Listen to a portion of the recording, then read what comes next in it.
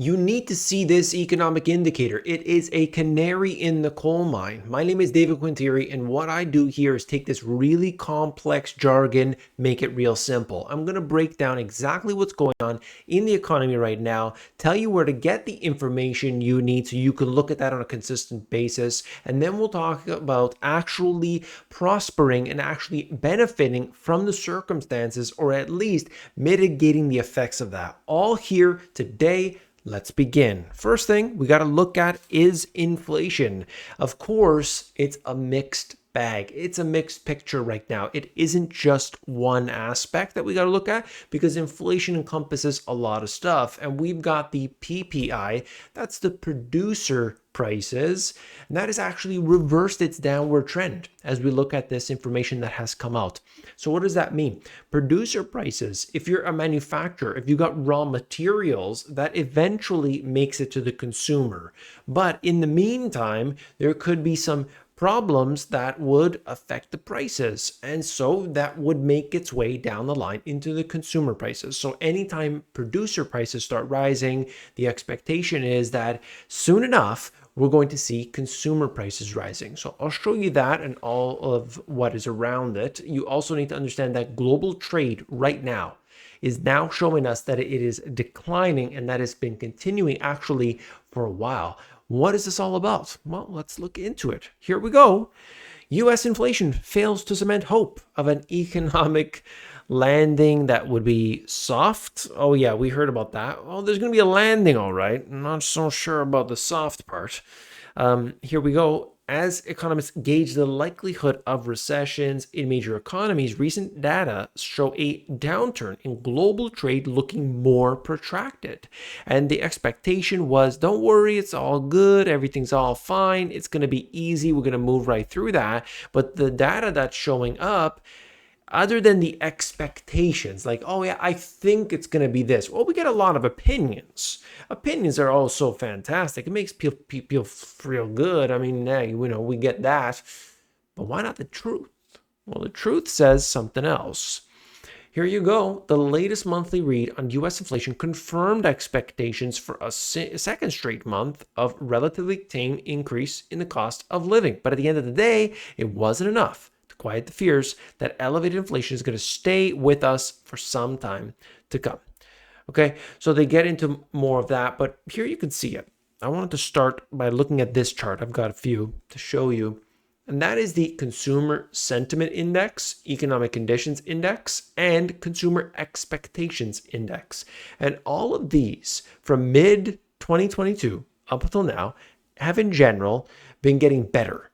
So the consumer believes that things are getting better, despite the fact that prices are rising and everything else. The consumer believes this, at least when they do their surveys. I don't know about you and I talk to everybody about this. What do you see with prices? Oh, I see them going up. Oh, what about your services? Oh, yeah, those have gone up a lot. Your costs of goods, everything. Oh, yeah, gone up. How about your shrinkflation? You seeing that a lot? Yes, I am. So the things that actually we experience as the consumer are much worse than any of this data is willing to show. And yet, when we look at even the surveys, they say things are getting better. Now, I'm not sure where exactly they're getting that from. Is it just the stock market? Well, it has nothing to do with this. Stock market, totally different circumstance. However, when there is the belief that things will get better, even if the data isn't there to show that, people can be put into that mode. But there's a lot more to it, of course. Here we go. So this is the PPI, both the month over month and year over year, and you could see this reversal of the trend.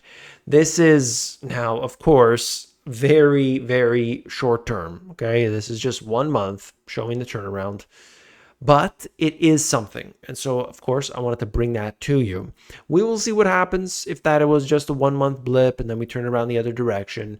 But of course, you would want to see some level of deflation. That would be a good thing. As things start to reset, as prices become more affordable, you would say this is a good thing. There's one problem though, because what does it actually signal when we have a deflationary type environment? It isn't necessarily healthy to start to see things turn upside down. Now, it would be good. I want to stress that. Deflation in many aspects, good. But what if companies, small businesses, medium and large, all experience deflation in a sense, and now they would have to start laying people off? Well, then deflation, not necessarily a good thing. You got to be in an industry that is strong. You got to be in an industry that is still going to be needed in the next 2 years, 3 years, 5 years. Very important stuff. You don't want to be expendable right now, especially with all these new developments. That's not where we want to be. Here we go. You can see the final demand, both services and goods. So the goods, that has turned around, but that has been the one that clearly was impacted by all the problems with the lockdowns. Of course, you had the problems getting the shipments and everything. Services, however, hasn't come down to that degree. It's still, something that we experience inflation with. And I don't believe that they'll be able to get that down at least anytime soon, unless there's a major recession. And so what we have here are the inflationary factors becoming entrenched. And that means the prices that you pay, don't expect those things to fall down. When we hear about in the news, inflation is going down, don't expect your prices to go down. I want to make that clear. At the end of this video, we're going to talk about what you can be doing right now to potentially not only save money, but perhaps make some money. And it'll deal right with this circumstance. I want to give that to you. It's important information. Services costs rose by the most in nearly a year, reflecting increases in categories including portfolio management, which is funny, outpatient care, and passenger transportation. So essentially, they're making more fees now, and that brings its way inside of these statistics. Okay, more fees for those running the show at these financial companies. Okay. The underlying trends show that PPI inflation is reverting to its pre-2020 rate, though progress is likely to be slower later on. We don't know what the case is, but this is inflation. I want to talk to you about this canary in the coal mine. I want to look at this. Like, what are we talking about here? Well, the very first thing that I need to highlight is that warehousing is flashing red. An important part of the stats. Warehousing is one that I consider to be critical. I've talked about this a lot. And the number one area you're going to look at is the LA, Long Beach. You got those two, the busiest ports in the United States. And there's all of these warehouses around it. Okay. You'll see it Ontario, California. If you ever deal with Amazon, you're going to be dealing with Ontario, California, most likely. Imports from China are also way down. Very clear. They're coming in from China. They end up at LA Long Beach. And then the warehousing is the one that we must pay attention to. Take a look. Southern California's hot warehousing market is cooling off. Vacancy rates for industrial real estate are ticking up in a region that was considered effectively booked up a year ago. Things have certainly been changing over the last little while. We couldn't get warehousing. We couldn't get this. And now here we are. This is a different side of real estate. You've got to look at real estate in many different ways. And there's industrial, there's commercial, residential, and so many other aspects that some don't even consider. But here we are.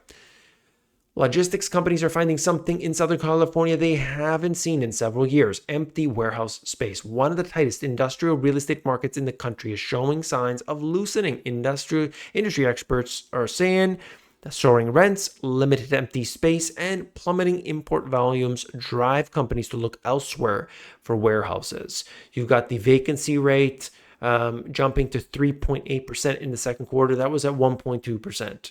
Okay, so a major jump. That is a big jump. Still low, you can consider that, but it is getting to be what could be concerning if it does continue for a while. More warehouse space became available during the past quarter than was leased for the first time in 2 decades. Okay, we're seeing a cooling off and normalization of the demand levels in Southern California, particularly inland empire. At the same time, a significant amount of new supply is hitting the market. So they were trying to get ahead. They were trying to say, this is going to be the next hot thing. Let's get some warehouses available. And now we run into this problem. So what's happening here? You've got, in connection with what I'll show you right here, and that is the imports from China. Okay, that has been declining from 2022 into 2023. Okay, the trend is clearly there. So you know it, 2020, everybody starts ordering a bunch of stuff.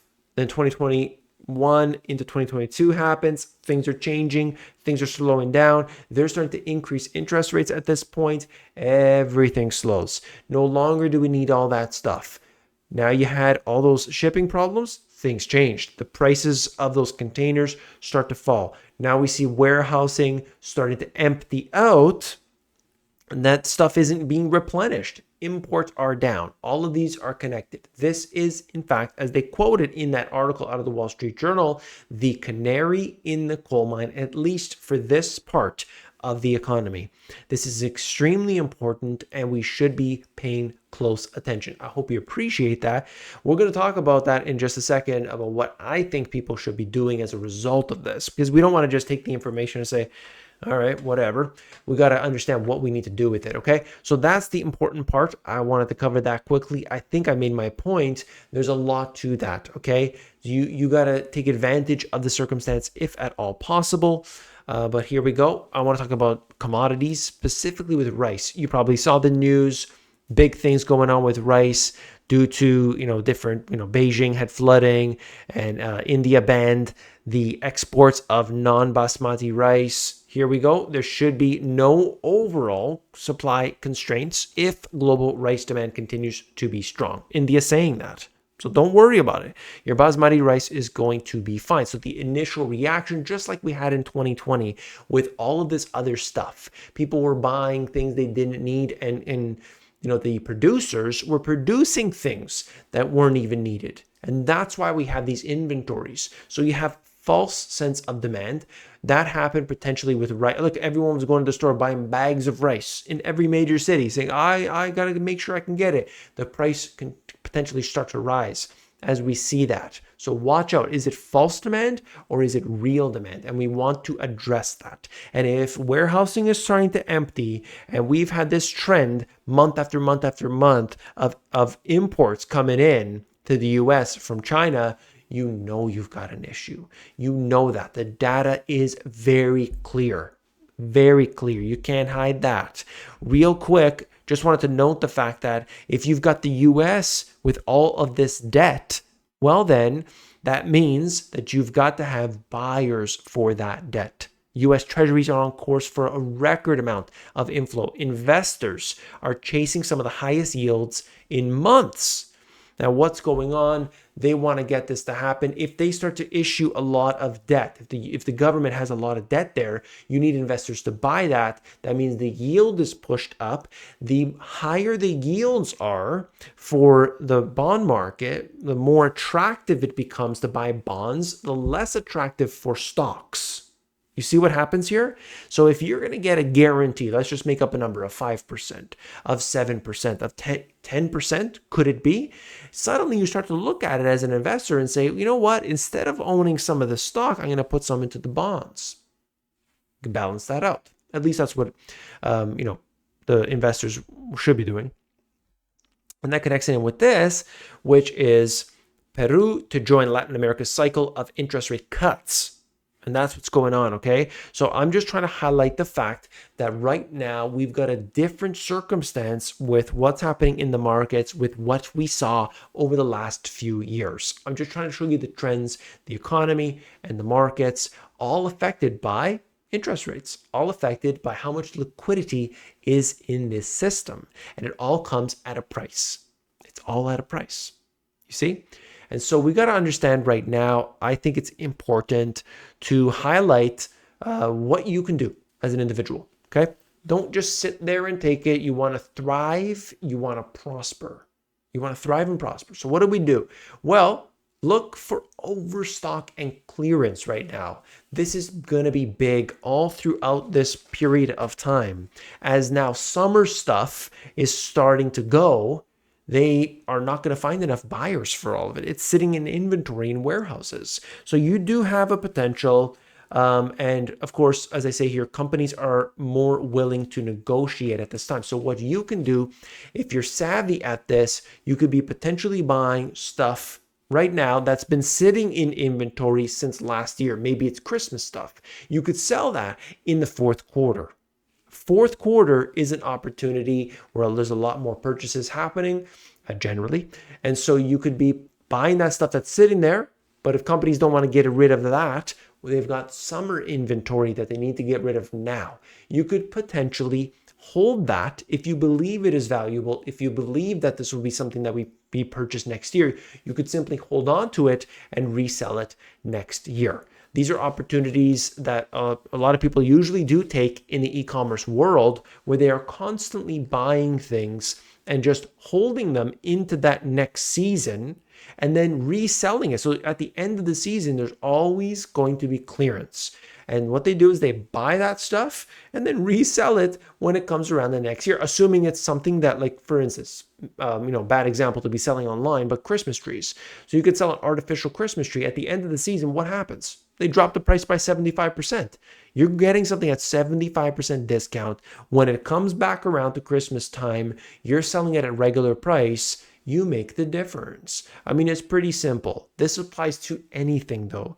You could get these things for yourself. You could be getting all kinds of goods at a discounted price. Potentially look for those deals right now. And that does, in fact, take some phone calls sometimes. Say, hey, I know what's up. I know you're sitting on way too much. I see the deals. I see what you're trying to do. Let's work something out. I'll take that off your hands. You could do that on a smaller scale, medium scale. Work these things out with your neighbors. Work them out with your coworkers if you need to. Do what you got to do. Don't just sit idly by.